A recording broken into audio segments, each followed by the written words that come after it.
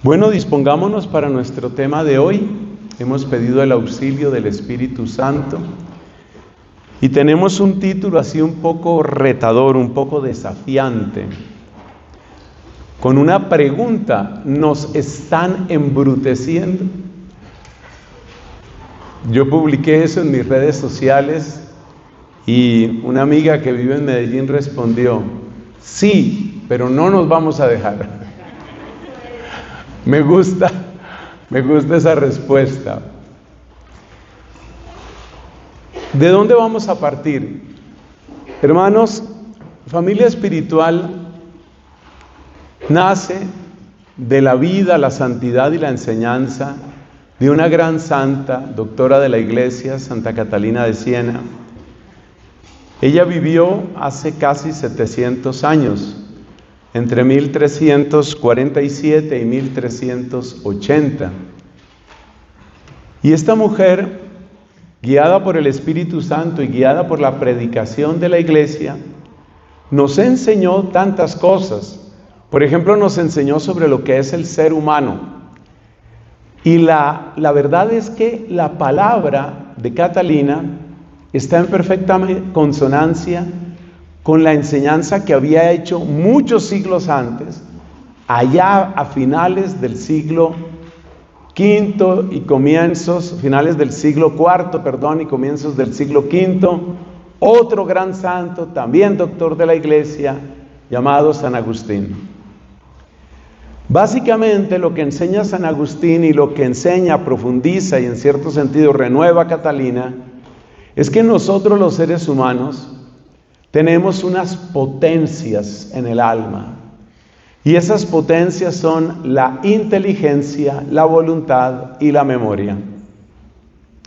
San Agustín tiene una explicación preciosa de cómo estas tres potencias que cada uno de nosotros tiene conectan con Dios mismo.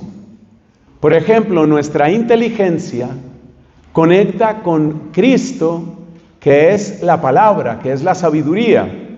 Entonces, fíjate, tú tienes el don de la inteligencia y Dios te ofrece el don de su Hijo, que es la sabiduría. Tú tienes la voluntad, y la voluntad busca el bien, busca el amor. Esto se puede explicar más ampliamente, pero presentemos ahora solo los fundamentos. Tu voluntad busca el amor. Y resulta que Dios tiene para darse a ti el don de su amor, que es el Espíritu Santo. Entonces fíjate cómo tu inteligencia, la que tú tienes, la que cada uno de nosotros, hombres y mujeres y niños y niñas y ancianos y enfermos y sanos, esa inteligencia que tú tienes, tiene sed del Hijo de Cristo.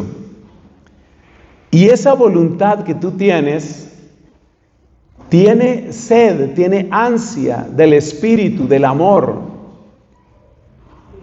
Y tienes la memoria. Y la memoria es la que te conserva en el ser, es la que le da continuidad a tu vida. Cada día tú te despiertas y conectas con aquello que tú eres. ¿Cómo conectas? Pues conectas a través de tu memoria. Cuando se pierde la memoria, de alguna manera se pierde la ruta y la persona empieza de alguna manera también a desdibujarse, se vuelve borrosa para sí misma. Conocemos lo que sucede, especialmente en el caso de la demencia senil o del Alzheimer, o también en aquellos accidentes en los que se produce una amnesia profunda. Entonces, ¿la memoria qué busca? La memoria busca lo relevante, lo importante, y Catalina lo describe de esta manera: nuestra memoria busca el ser. Y la fuente de todo ser es el Padre, Dios Padre. Entonces nos enseña San Agustín, y lo repite Catalina, que nosotros estamos hechos para Dios, estamos hechos para la Trinidad. Porque nosotros tenemos inteligencia, memoria, voluntad. Nuestra inteligencia busca al Hijo, nuestra memoria busca al Padre, que es fuente de todo poder y fuente del ser. y nuestra voluntad busca el amor, busca al Espíritu. Estamos hechos para la Trinidad, estamos hechos para Dios. Eso quiere decir que cuando no cultivamos nuestra inteligencia, o cuando decae nuestra voluntad, o cuando nuestra memoria se llena solamente de basura, por ejemplo, resentimientos, trivialidad, obscenidad, esa memoria sucia, esa memoria que se ha ensuciado, es una memoria que te deshumaniza, te vas deshumanizando. Y por eso, y esta es como la síntesis de toda esta enseñanza, hay que estar alertas a lo que nos hace perder inteligencia, lo que nos hace perder voluntad y lo que nos hace perder memoria. Porque si tú pierdes inteligencia, voluntad, memoria, te deshumanizas, te desdibujas, te desfiguras y te vas convirtiendo en algo menos que un ser humano. Pero resulta que hay gente que le interesa que tú te disminuyas, que tú te achiques, que no pienses mucho para que no critiques mucho, que no tengas una voluntad recia, porque la persona que tiene una voluntad recia, perseverante, constante, es muy difícil de manejar. En cambio, la persona que tiene una voluntad puramente sensual, la persona que tiene una voluntad distraída, podríamos decir, es una persona que es mucho más manipulable. Y hay personas que quieren que tú pierdas tu memoria, que se te olvide de qué raíces vienes, que se te olvide, por ejemplo, la grandeza que hay en tu pasado, que desprecies tu pasado, que te olvides de tu familia, es más, que te olvides incluso de si eres hombre o eres mujer, que eso no importe. Y a medida que vamos perdiendo la memoria, y vamos perdiendo la inteligencia, y vamos perdiendo la voluntad, a medida que nos vamos achicando y nos volvemos menos que humanos, nos volvemos tontos, y nos volvemos manejables, manipulables. Nos volvemos personas que son aptas únicamente para esos tres verbos que varios aquí ya me han oído muchas veces: producir, consumir y entretenerse. Que tú trabajes desaforadamente, que tú compres impulsivamente y que tú vivas embrutecido, embrutecida en la distracción, sin recordar lo que tú eres, sin recordar para dónde ibas, atontados, incapaces de criticar, disminuidos. Eso es lo que quiere ¿quién? Pues mira, hay todo tipo de teorías, ¿no? Hay gente que dice, la culpa la tienen los judíos, vamos a atacar a los judíos, que muera Israel, y se creen valientes por eso.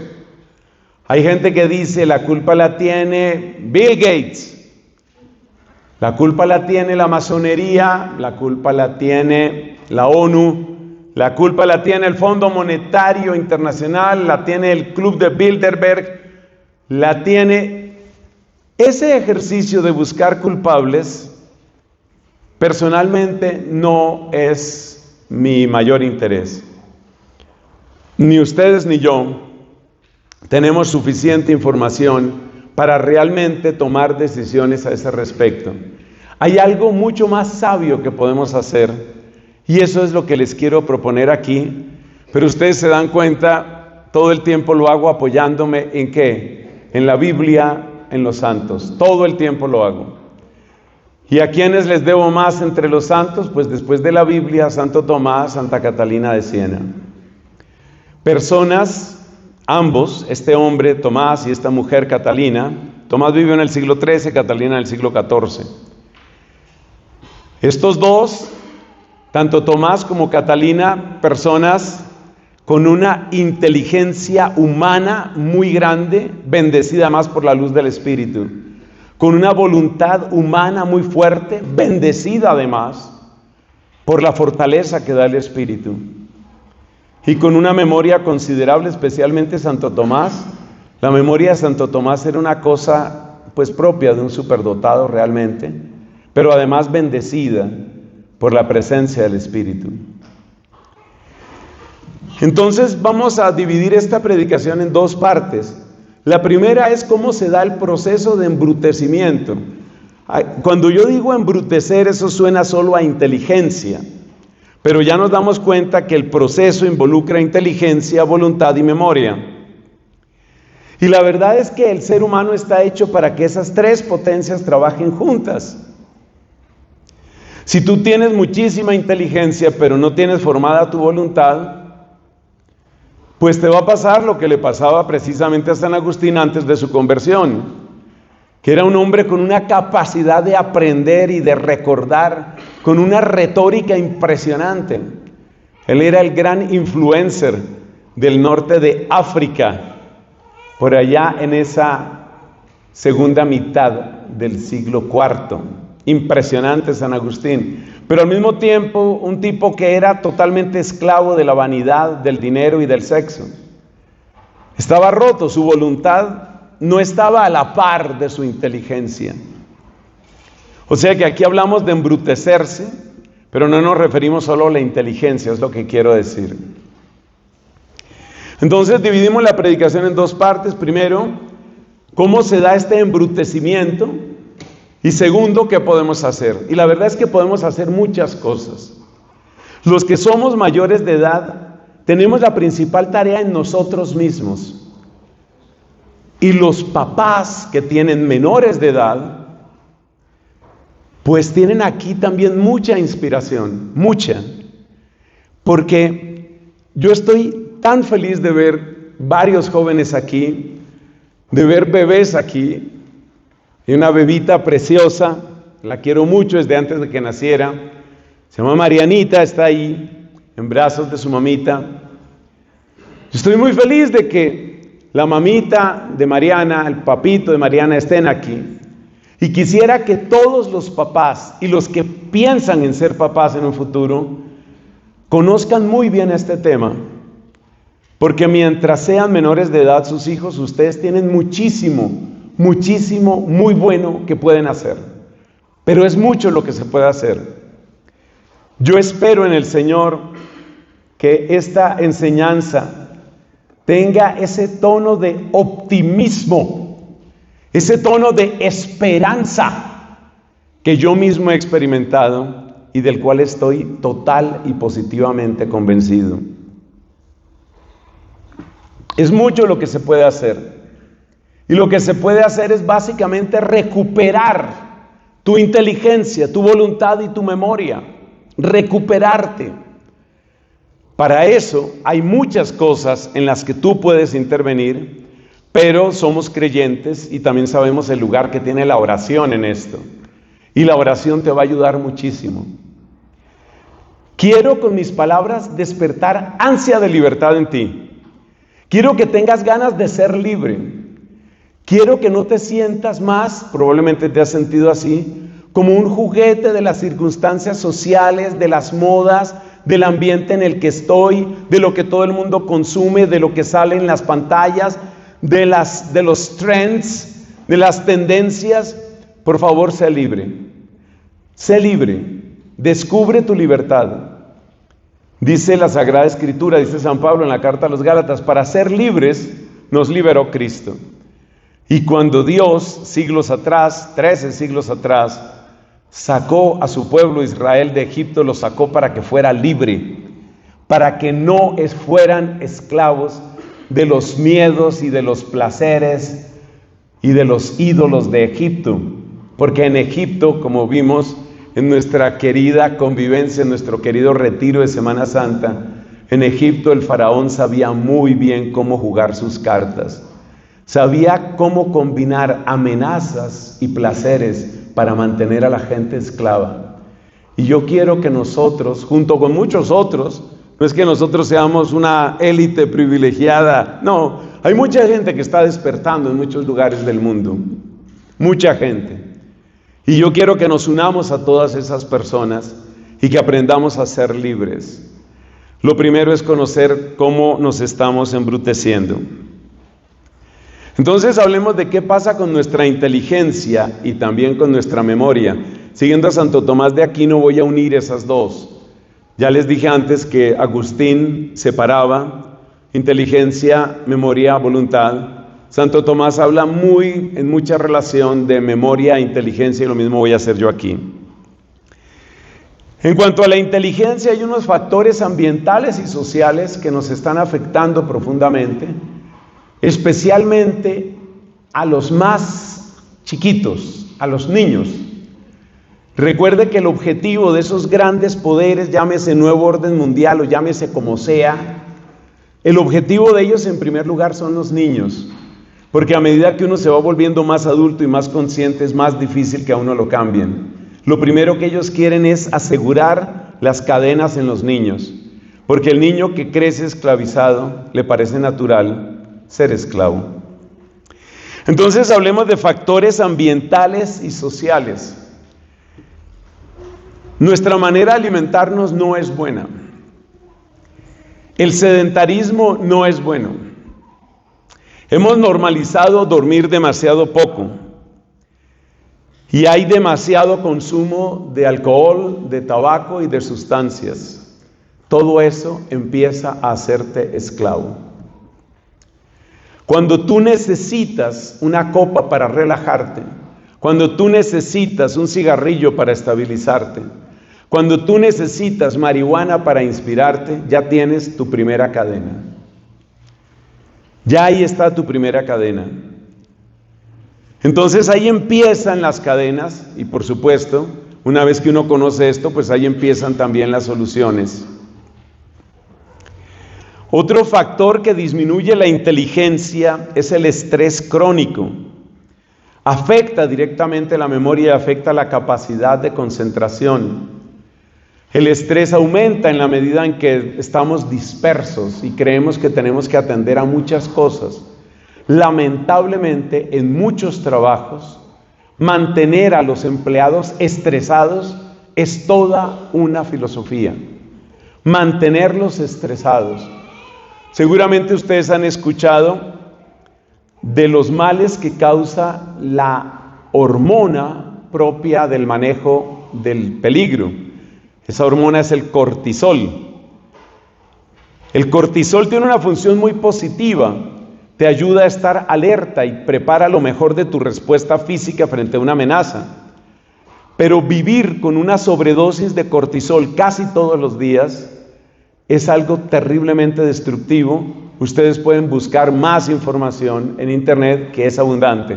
Los daños que causa, no el cortisol, que tiene un sentido positivo en nuestra vida, como todo lo que Dios nos ha dado, sino el exceso de cortisol. El estrés destruye.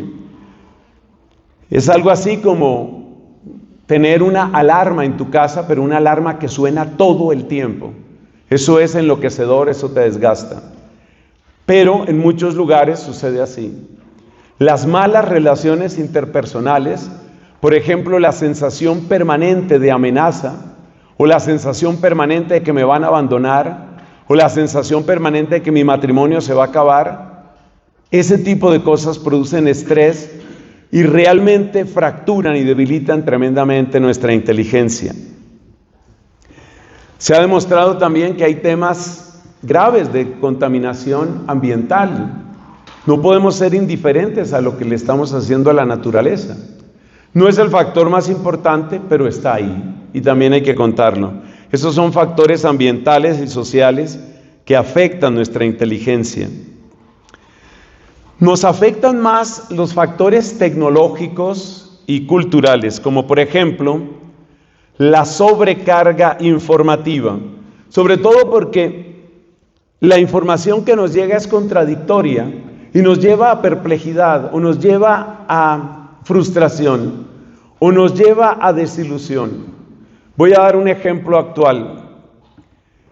Yo creo que ninguno de los que está aquí, me incluyo por supuesto, ninguno de los que está aquí entiende qué está pasando en este momento en el conflicto entre Estados Unidos e Israel por una parte e Irán por otra parte. Ninguno de nosotros entiende, las noticias son contradictorias. El famoso estrecho ese de Hormuz, ¿se abrió, no se abrió? Realmente no sabemos. ¿Hay un verdadero cese al fuego? ¿No lo hay? No sabemos. Tú abres una fuente de noticias, un lugar como puede ser esta red que se llamaba Twitter y que ahora llaman X. Tú abres Twitter y te encuentras noticias en todos los sentidos. Vas a tu noticiero favorito y tu noticiero favorito te dice lo que tú quieres oír. Pero si te arriesgas a ver otro noticiero, te dice totalmente lo contrario.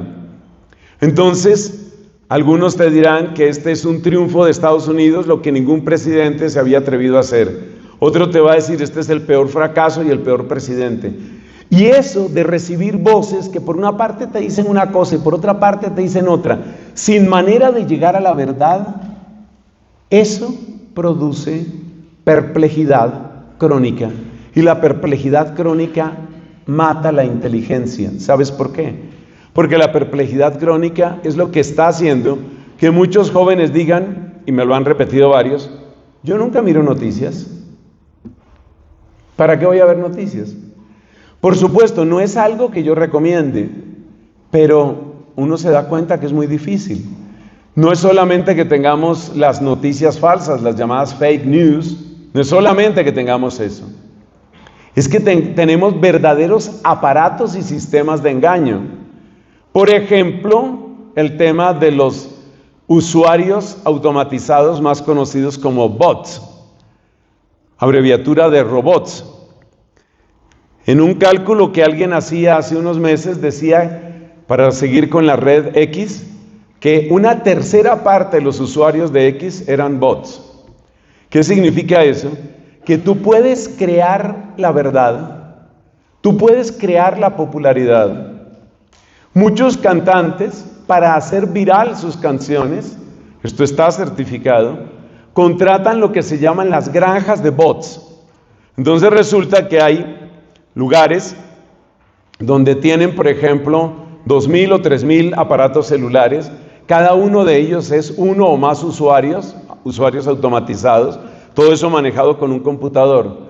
Entonces tú lanzas una canción que es malísima, que tiene un ritmo que no es, que tiene una letra vulgar, lo que sea, pero tú lanzas tu canción y tú contratas con ese servicio, tú contratas que te hagan comentarios positivos y que te den likes.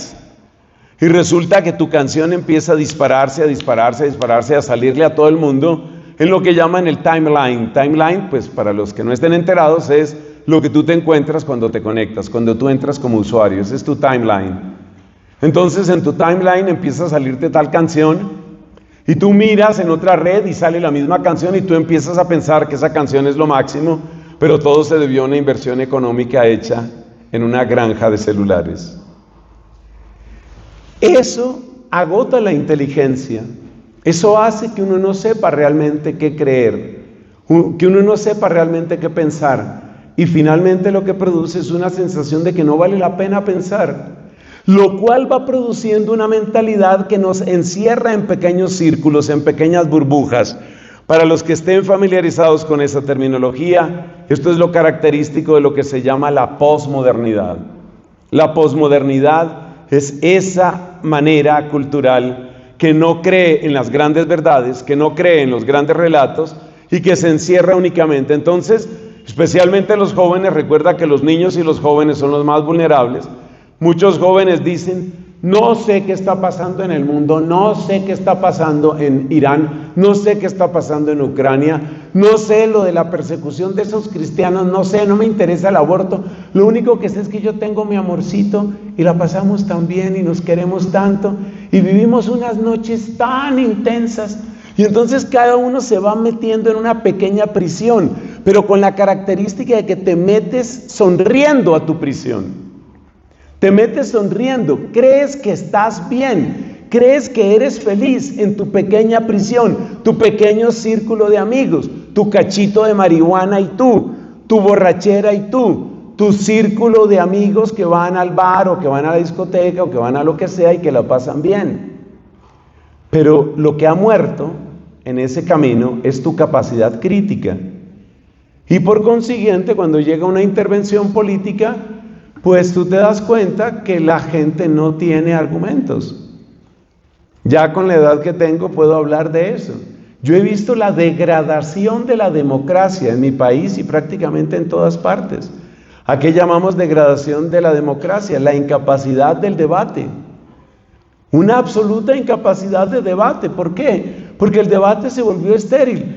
La última agonía del debate fue el insulto.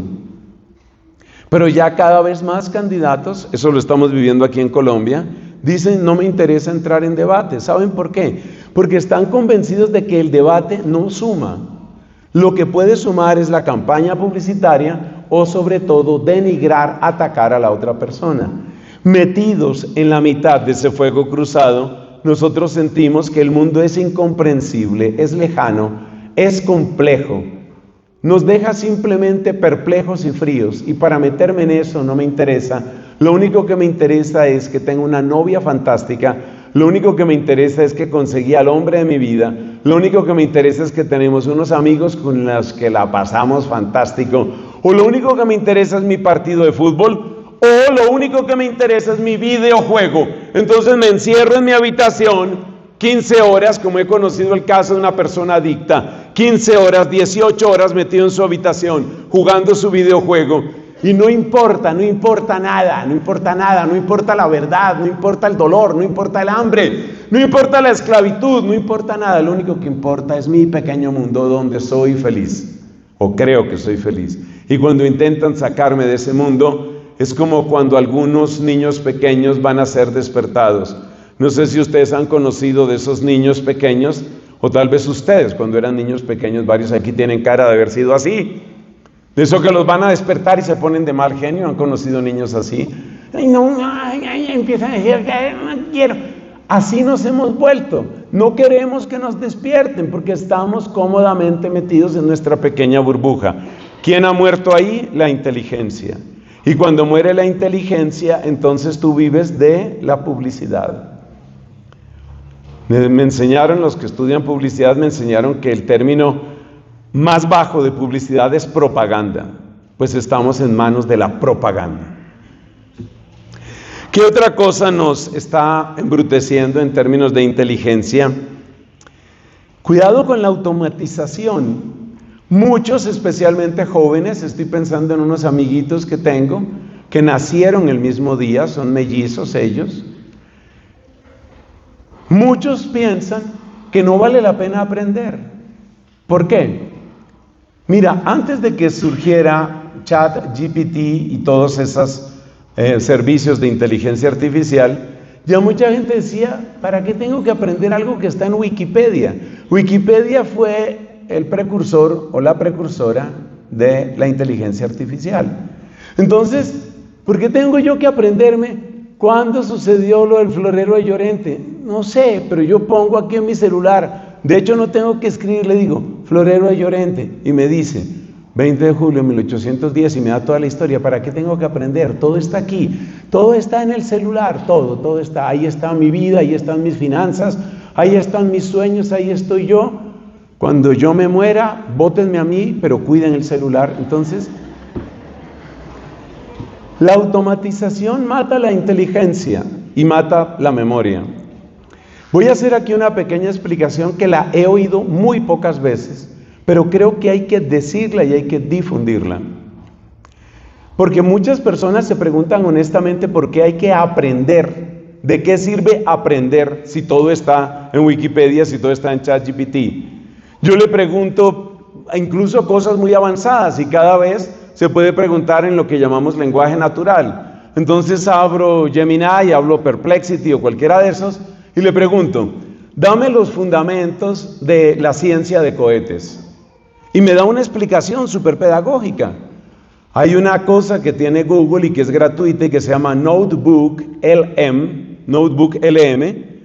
Notebook LM no solo te da el conocimiento, sino que te lo dosifica pedagógicamente. Y tú le puedes decir: investígueme solo tales fuentes. Y entonces la gran pregunta que mucha gente se hace es: oye, pero si yo tengo toda esa información, ¿por qué tengo que aprender algo? Bien, demos la respuesta, porque la pregunta es válida. Demos la respuesta. ¿Sabes por qué es necesario aprender? Porque los procesos creativos requieren de información disponible en ti. En ti. ¿Cuántas páginas web tiene Internet? Se cuentan en millones de millones. Lo que en inglés llaman trillones. Nosotros los llamaríamos billones en español antiguo. Pero son millones, literalmente millones de millones. O sea, tú pon 12 ceros. Por ahí empieza el número de páginas web. O sea que la información está ahí, pero hay dos problemas graves con la disponibilidad de la información. Y hay que conocer cuáles son esos dos problemas graves para empezar a utilizar inteligentemente la inteligencia artificial. ¿Cuáles son los dos problemas graves que tiene la sobrecarga de información o la sobreabundancia de información? Primero, que para tu creatividad, para tu avance, tú necesitas tener la información en ti. Es decir, es la conexión que se da entre una idea que tú tienes y otra idea que tú tienes, pero tienes que tener las dos ideas. Es esa conexión la que favorece la creatividad y por consiguiente favorece el avance intelectual. Tú no tienes manera de poseer los millones de páginas web. Entonces eso quiere decir que si la información está en las páginas web u otros servicios de información, pero no está en tu cabeza, tú no la puedes conectar. Tú solo puedes conectar lo que existe en ti. Y lo que existe en ti es lo que tú has aprendido. Esto vale para el arte, para la ciencia, para la literatura. Vale para todo tipo de conocimiento humano. Entonces, el dejar de aprender no te priva de la información, pero sí te priva de las conexiones de la información. Sé que eso suena un poco abstracto, pero piénsalo un momento y verás la lógica tan profunda que tiene. La única manera de que tú relaciones una cosa con otra. Vamos a dar un ejemplo bien sencillo de la historia para que se vea cómo funciona esto. Si tú dices, ¿cuándo se publicó por primera vez sobre los derechos del hombre y del ciudadano? Ese era el título original. ¿Cuándo se publicó por primera vez? Te van a decir Francia, siglo XVIII. Si tú dices, ¿cuándo empezaron los movimientos de la independencia en lo que llamamos Iberoamérica, Hispanoamérica, Latinoamérica, en esta parte del mundo? ¿Cuándo empezaron los movimientos independentistas? Siglo XIX. Tú puedes quedarte con una información y con otra información, pero para tú conectar la proclamación de los derechos del hombre y del ciudadano en Francia, siglo XVIII, y los movimientos independentistas, auspiciados básicamente por la masonería criolla en estos países, siglo XIX, tú tienes que tener las dos ideas en la cabeza. Si tú solamente tienes el dato de la independencia, o si tú solamente tienes el dato de los derechos del hombre y no los conectas, no encuentras nada. Es decir, no ves cómo se iluminan esos dos aspectos. Por eso, uno necesita tener información en su cabeza. Pero aquí hay un problema muy grave. Yo terminé mi bachillerato, por favor nadie se ría, terminé mi bachillerato en 1981. Gracias por no reírse. Pero a usted le vi la cara. Yo terminé mi bachillerato en 1981. ¿Por qué doy esa cifra? Porque en 1981 ya se oían críticas a la memoria. Yo me acuerdo de esa tierna edad, yo tenía 15, 16 años cuando estaba terminando mi bachillerato. De esa tierna edad me acuerdo que se criticaba lo que se llamaba el sistema de educación bancaria. Y llamaban educación bancaria el hecho de que el profesor te da una información y en los exámenes tú tienes que presentar esa información. Como quien dice, tú eres un depósito de información, así como los bancos son un depósito de dinero. Ahí vino una severa crítica en contra de la memoria. Es verdad que hay una manera muy pobre de enseñar que simplemente memorizar, estamos de acuerdo. Pero resulta que nos fuimos al otro extremo. Entonces las personas no recuerdan nada. Y el que no recuerda nada no relaciona nada. Y el que no relaciona nada no critica nada. Solo cuando tú te das cuenta de la relación que hay entre los grupos de ilustrados, ilustración francesa, los grupos de ilustrados en el siglo XVIII, la masonería en Europa, la masonería en la clase criolla en América y los movimientos independentistas, tú empiezas a tener una visión crítica sobre lo que fue la independencia. No, la independencia no fue simplemente quitarse de encima a los españoles. La independencia fue la búsqueda de conquista de poder para grupos que estaban severa y profundamente marcados por los ideales de la masonería. Tú nunca llegarás a esa conclusión si tú únicamente tienes un dato aquí y otro dato acá. Es la relación la que hace crecer tu inteligencia, pero para relacionar tienes que tener los conocimientos dentro de ti. Y eso es precisamente lo que estamos perdiendo con la automatización. Y sobre todo con el mito de que todo está en ChatGPT, todo está en Copilot, en Gemini o en cualquiera de esas herramientas. Se necesita que tú tengas los conocimientos dentro de ti. Y los grandes avances que se esperan en la ciencia, en el arte, en la literatura, vienen de relacionar. ¿Sabes qué es lo único que estamos relacionando eficazmente? La comida. Resulta que el gran avance de la comida en los últimos 10, 15, 20 años es lo que se llama la comida fusión. ¿Y en qué consiste la comida fusión? En que hay un chef o una chef que es muy conocedora y dice, oye, ¿qué pasa si yo tomo esta especia que se utiliza mucho en Filipinas y la combino con este dulce que es muy popular en Bélgica? Para hacer comida fusión tú tienes que saber qué se come en Bélgica y qué se come en Filipinas. Tú tienes que saber cuál es el plato favorito en el norte de Japón y qué se come en las pampas argentinas. Así es como funciona la comida fusión. Y ahí es donde surge la creatividad. Si tú no ejercitas tu inteligencia, tú eres un consumidor.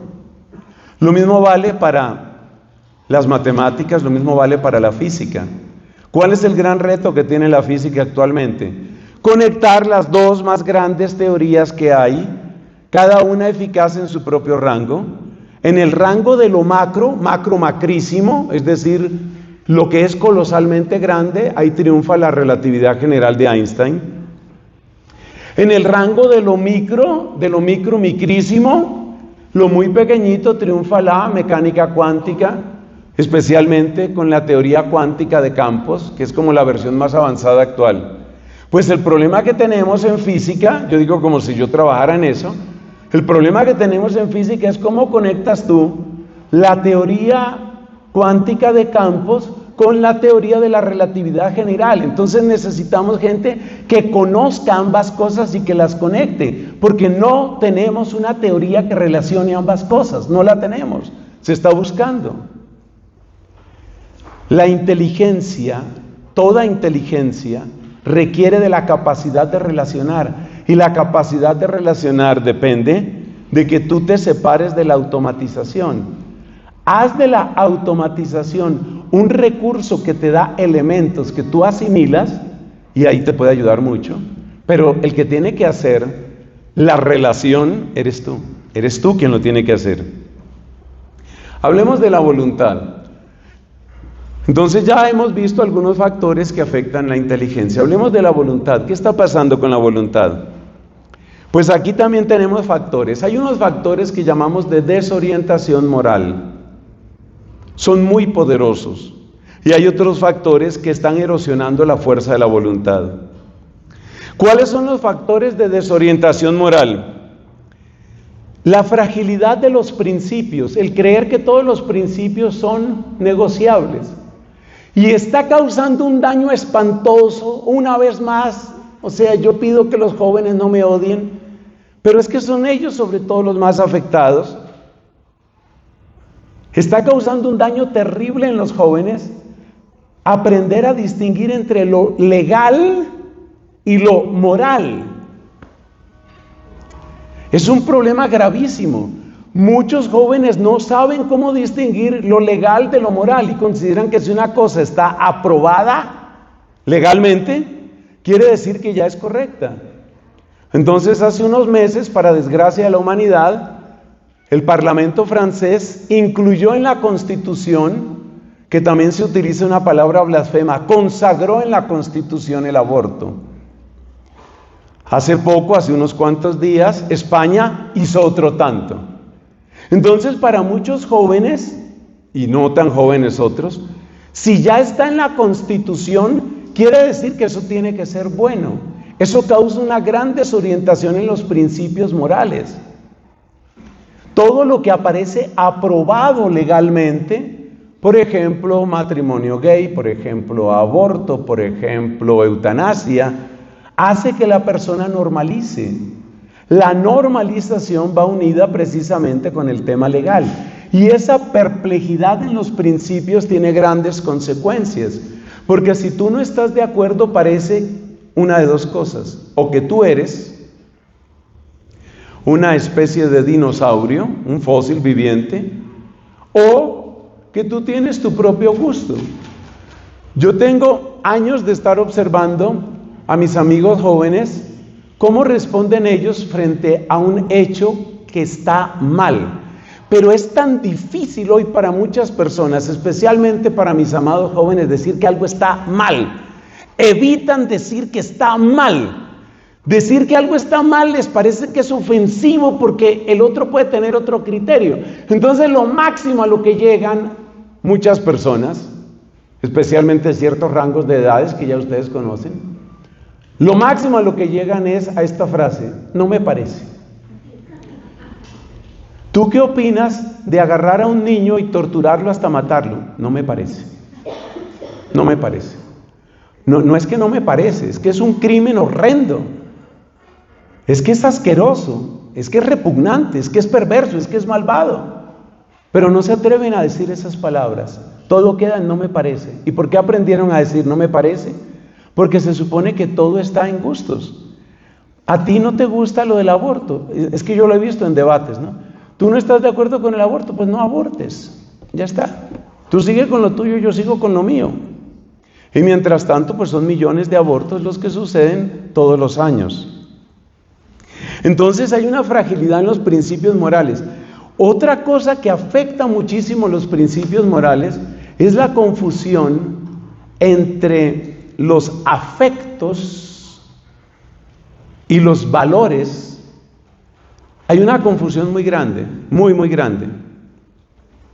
Yo me encontré en alguna misión que tuve en Estados Unidos, estaba en diálogo con una chica que tenía una profunda división, una adolescente, un poco más de adolescente diría uno.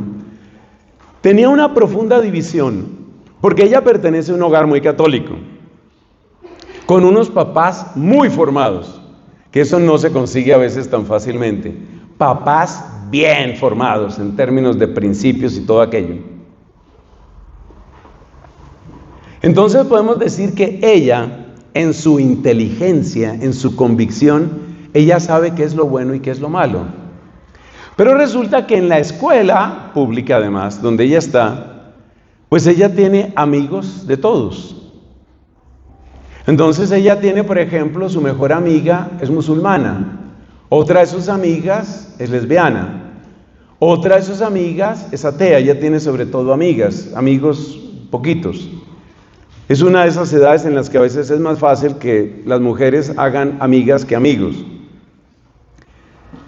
Entonces, ¿qué pasa? Que si tú tienes tu mejor amiga musulmana, o si tu mejor amiga abortó o piensa abortar, o si tu mejor amiga es lesbiana, tú quedas con una división interior muy grande, porque decir que eso no es correcto, o que eso no es verdad, o que eso por lo menos podría cambiar y debería cambiar, te supone un conflicto, y ese era el conflicto que tenía esta muchacha. O sea, ¿cómo puedo yo decir, por ejemplo, que el Islam es una religión violenta? ¿Cómo lo puedo decir si yo tengo mi amiga Pues sí, ella tiene su vestido, ella siempre se cubre todo el cabello, bueno, se viste como se visten las musulmanas, pero ella es linda, ella es tierna, ella hace sus oraciones. El otro día me mostró unos poemas que le había escrito a Alá, es lindísima, ella es preciosa, yo cómo voy a decir que el Islam es malo. Eso causa desorientación moral. La desorientación moral proviene de la confusión entre afectos y valores. Y para muchos jóvenes esto no es posible, pero también para muchos adultos. Por ejemplo, un papá o una mamá, este caso lo he comentado en distintos escenarios, un papá o una mamá resulta que tiene a su hijo, pues imagínate cuánto aman los papás y las mamás a los hijos, pero resulta que este hijo se separa de su esposa. Este hijo, también conozco el otro caso, la mujer que abandona al marido, de todo se da en estos tiempos, pero en el caso que les cuento, este muchacho abandona a la esposa, se junta con otra mujer, ya se imaginarán, mucho más joven, mucho más bonita, y entonces entra este muchacho a presionar y a manipular a los papás. Por ejemplo, llega una cena de Navidad. ¿Qué hacemos para la cena de Navidad? Y entonces dicen ellos son la pareja de adúlteros, porque yo no tengo problema en decir que son un par de adúlteros. No solamente les voy a decir, no me parece, voy a decir, son un par de adúlteros. Entonces la pareja de adúlteros dice, no, pues nosotros les invitamos. Venimos todos, nos reunimos todos, tenemos una reunión bonita, tenemos música, tenemos buena comida, ahí se revuelven afectos y valores. Y entonces me decía esta mamá, me decía que ella y su esposo, ambos muy formados en la fe, y ustedes se dan cuenta por el tono de mi voz la importancia de estar muy formado en la fe, ella y su esposo dijeron, nosotros no podemos tolerar eso. Nosotros no podemos normalizar eso porque nosotros estamos viendo todos los días el daño que están sufriendo nuestros nietos. Y nosotros sabemos que la nuera, o sea, la mujer auténtica, la esposa verdadera, la que fue abandonada, está sufriendo pavorosamente. Y nosotros no podemos dedicarnos a comer un buen sancocho y a disfrutar unos postres deliciosos sabiendo que la nuera ha sido maltratada, ha sido marginada y se le ha cometido una injusticia terrible. Entonces, esto causa una desorientación moral muy grande, porque ¿qué se hace ahí? Y muchas personas no tienen la fortaleza interior, no la tienen, la fortaleza interior para sostenerlo en lo que están convencidos. Aparte de estos ejemplos hay otros. Piensa, por ejemplo, lo que sucede también en temas económicos. Vamos a suponer que tú eres varón, te encanta una muchacha, es seguramente la mujer más linda que has conocido, como dicen, linda de cuerpo y alma, extraordinaria. Tú dices, esta podría ser la mujer de mi vida, empiezas a conocerla, empiezas a conocer su familia, una familia que es más o menos acomodada, y de repente tú te das cuenta de algo. De repente tú te das cuenta de dónde viene el dinero abundante de esa familia. Y por decirlo suavemente, y para que no me cancelen este video cuando lo publique, tienen negocios muy sucios. Y esa es la familia de tu novia. Y resulta, o la que tú quieres que sea tu novia, y resulta que el que ha manejado ese imperio es el papá que va a ser tu suegro. Y ya el hijo mayor de esa casa ya maneja negocios, ya aprendió cómo se hacen los torcidos, con quién hay que hablar, cómo se gana la platica, ya él sabe cómo hacerlos. ¿Y ahora qué haces tú? ¿Ahora qué haces tú para hablar de ese tema? ¿Ahora qué haces tú pensando, ese es el ejemplo que verán mis hijos? O sea, cuando los abuelos de mis hijos, le hace mi suegro y mi suegra, inviten a mis hijos, los van a invitar con ese dinero y los van a invitar no al humilde lugar donde yo podría invitarlos con mi sueldito. Y no es que tenga mal sueldo, pero mi sueldito es un sueldito chiquitito delante del dinero que maneja esta gente. Entonces vamos a que los nietos, o sea, los nietos de ellos, los hijos míos, van a ir al club que tiene 7, 8 estrellas, no sé cuántas estrellas tengan los clubes. Y por supuesto un niño pequeño queda súper impresionado de eso, porque ese es el club que tiene 4 piscinas, tiene instructores para todo, tiene la mejor comida, puedes comer cuando quieras, cuanto quieras, del sabor que quieras. Es el super club. Y entonces mis hijos se van a enamorar de eso. Yo quiero que mis hijos se enamoren de eso. Eso causa una gran perplejidad moral. Porque ahí entran en conflicto afectos y valores. Y entonces la voluntad no sabe qué hacer. Y muchas personas sienten, yo realmente no puedo entrar en esos determinados temas. Otra cosa que está afectando muchísimo el tema de la voluntad y de la moral es la falta de metas y propósitos. Sobre esto habló bellísimamente el Papa Benedicto. Una de sus frases más conocidas es: la juventud no se hizo para el pecado, sino para el heroísmo. Pero pregúntale a los muchachos, pregúntale incluso a muchos adultos, ¿cuál es tu gran ideal? ¿Qué es lo grande que tú quieres hacer en la vida? Y para muchas personas no hay nada realmente grande. Lo único que existe es sobrevivir. Lo único que existe es su pequeña burbuja. Y entonces cuando no tienes grandes ideales, lo mejor de tus recursos emocionales y morales no entra en juego. Tú piensa, por ejemplo, en ese atleta que muchos hemos admirado, ya está retirado, el gran jamaiquino Usain Bolt. Usain Bolt es un gran jamaiquino, entre otras cosas, porque mide bastante más de 1,90. Tiene el récord mundial de velocidad en los 100 metros planos. Ha tenido los mejores entrenadores del mundo. Es muy difícil que surja un atleta que se acerque a lo que ha conseguido ese señor. Seguramente saldrá porque así sucede en la historia. Bueno, ese es Usain Bolt. Usain Bolt tenía una capacidad impresionante,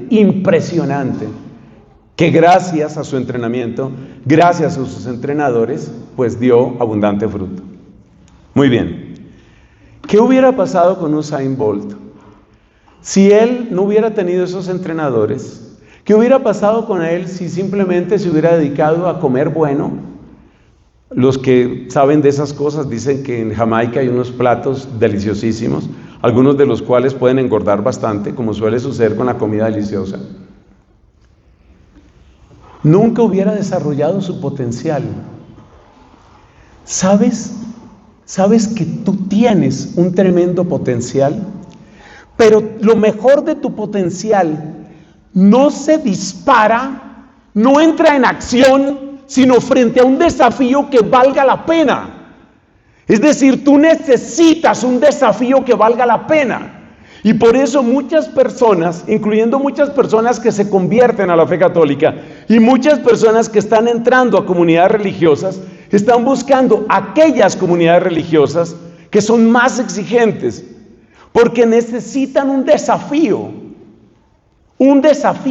Se necesita un ideal grande y muchas personas han perdido los ideales grandes.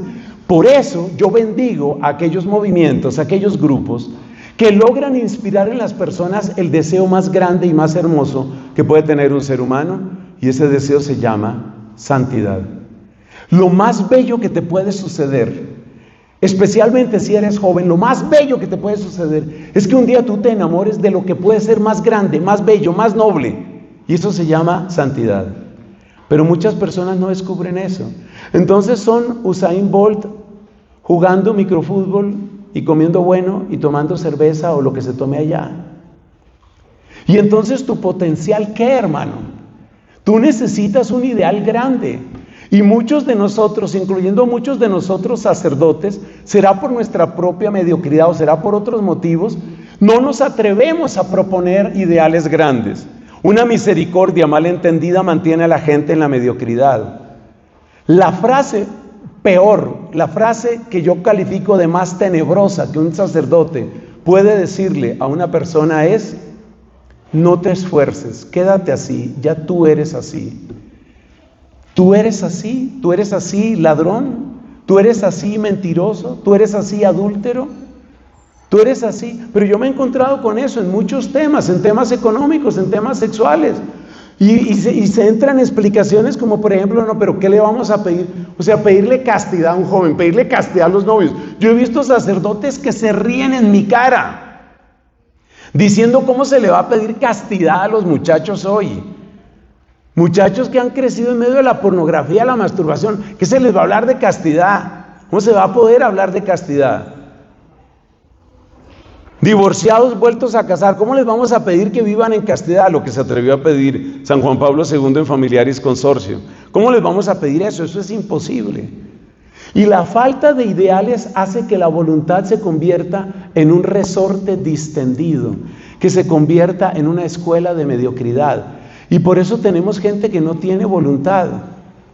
Y la falta de voluntad, y eso lo saben varios de los que están aquí, es el caldo de cultivo perfecto para las adicciones, perfecto.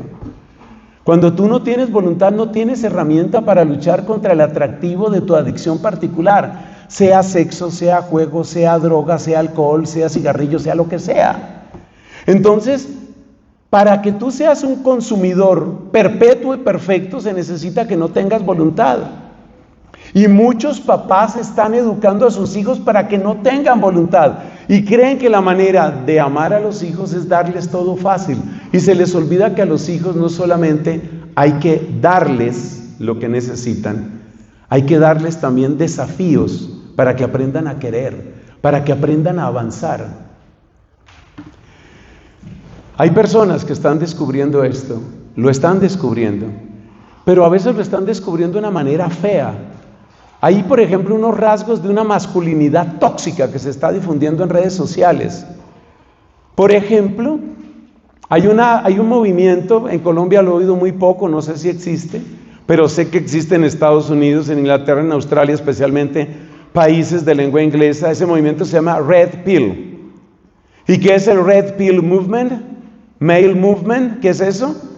Red Pill es haciendo alusión a la película Matrix, donde hay una píldora roja, Red Pill, que es la que te hace ver la verdad. Y el movimiento masculino, que yo no sé si llamarlo masculino porque eso no es masculinidad, Red Pill, lo que hace es hablar pestes todo el tiempo contra las mujeres y enseñar a los hombres que tienen que ser fuertes, tienen que ser disciplinados, tienen que ser resistentes, tienen que aprender a vivir solos, tienen que aprender a no depender de nadie, tienen que aprender. Todo eso puede tener mucho sentido, pero no hay ninguna razón de odiar a las mujeres para que eso suceda. El movimiento Red Pill propone odio realmente, misoginia, propone rechazo a las mujeres, porque no ven las mujeres sino manipulación y todo lo que se deriva de ahí. Entonces, ¿qué es lo que te quiero decir con esto?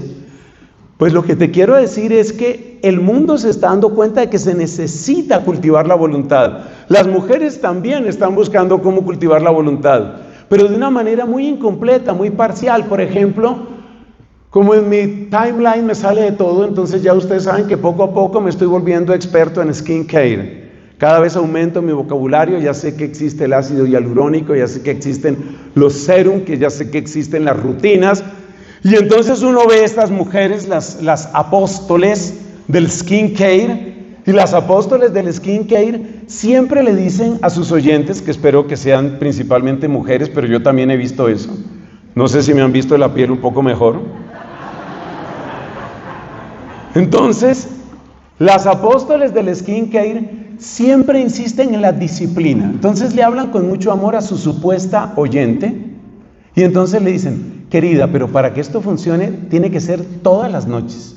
Y hablan así, a mí me da como risa: mi reina, mi preciosa. Se hablan así entre mujeres: mi reina, mi preciosa, tienes que hacer esto todas las noches. Y luego hay que hacer ejercicio. Y entonces en hacer ejercicio y en cuidarse la piel, por lo menos en eso tienen disciplina. Pero en las cosas más profundas no hemos aprendido a tenerla, nos falta voluntad para eso. Muchas personas tienen voluntad para hacer ejercicio, para cuidarse la piel, para ir al gimnasio, para comer sano, tienen disciplina para todo eso, pero no tienen disciplina de aquella de la que nos hablaba el apóstol Santiago, aprender a dominar la lengua. Entonces son mentirosas, son murmuronas, son calumniadoras, utilizan su inteligencia y su palabra hábil para lograr únicamente sus intereses egoístas. El consumo inmediato está erosionando fuertemente la voluntad. Eso de que todo se resuelve con un clic nos daña mucho la voluntad.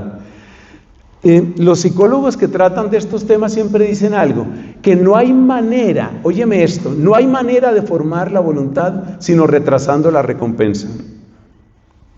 ¿Qué es una voluntad formada? La voluntad que es capaz de luchar por una recompensa que no es inmediata. Eso es voluntad formada. Y eso nos da una pista muy importante. Bueno, pasemos, tengo aquí muchos más apuntes, pero pasemos a las propuestas para terminar.